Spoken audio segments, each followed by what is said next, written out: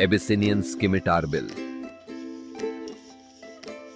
राइनोपोमास्टस minor पूर्वी Africa के कुछ हिस्सों में पाई जाने वाली एक आकर्षक पक्षी प्रजाति है। यहां कुछ प्रमुख तथ्य दिए गए हैं।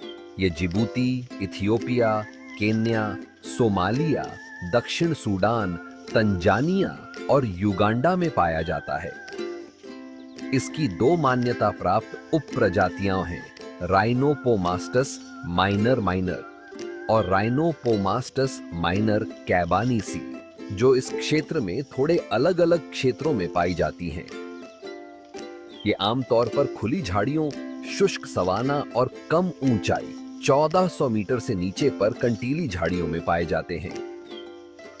ये पेड़ों से जुड़े होते हैं क्योंकि ये पेड़ों पर भोजन और घोंसला बनाते हैं। एबिसिनियन स्किमिटारबिल प्रवासी नहीं होते, दिनचर दिन के समय सक्रिय और स्थलीय होते हैं।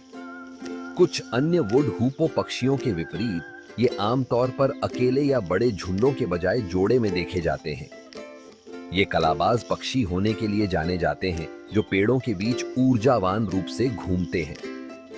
ये पक्षी पूरी तरह से काले होते हैं और इनके सिर के पिछले हिस्से पर नीले बैंगनी रंग की इंद्रधनुषी चमक होती है।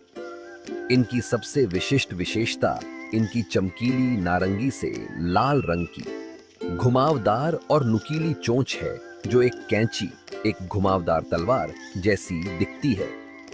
इसीलिए इनका यह नाम पड़ा।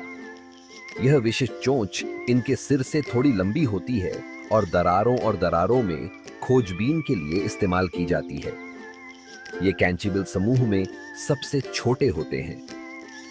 नर मादाओं से थोड़े बड़े होते हैं।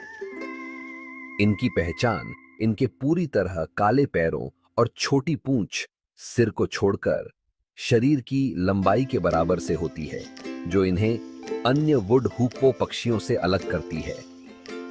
नर के पंखों में आमतौर पर नीलापन ज्यादा होता है, जबकि मादाओं के पंखों में भूरापन ज्यादा होता है, खासकर सिर पर। एबिसिनियन कैंचीबिल मुख्य रूप से कीटभक्षी होते हैं, जो ज्यादातर जीवित कीटों जैसे मधुमक्खियों, भृंगों, लार्वा, कैटरपिलर, चींटियों, मक्खियों और ततैयों को खाते हैं। ये कभी-कभी बीज और जामुन भी खाते हैं। वे अपने शिकार को ढूंढने के लिए अपनी घुमावदार चोंच का इस्तेमाल छेदों, दरारों और छाल के नीचे जांच करने के लिए करते हैं। ये एक पत्नीक और एकाकी घोंसला बनाने वाले पक्षी हैं। ये आमतौर पर पेड़ों में प्राकृतिक छेदों या दरारों में घोंसला बनाते हैं, कभी-कभी जमीन से 0.52 मीटर की ऊंचाई पर छोड़े गए मधुमक्खी के छत्तों का भी इस्तेमाल करते हैं।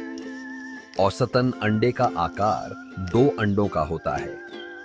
नर मादाओं के लिए भोजन लाते हैं जब वे अंडे सेती हैं। अंडे सेने के बाद दोनों माता-पिता अपने बच्चों को खिलाने के लिए भोजन की तलाश करते हैं। युवा पक्षी लगभग 3 हफ्ते बाद घोंसला छोड़ सकते हैं, लेकिन अपने माता-पिता पर निर्भर रहते हैं।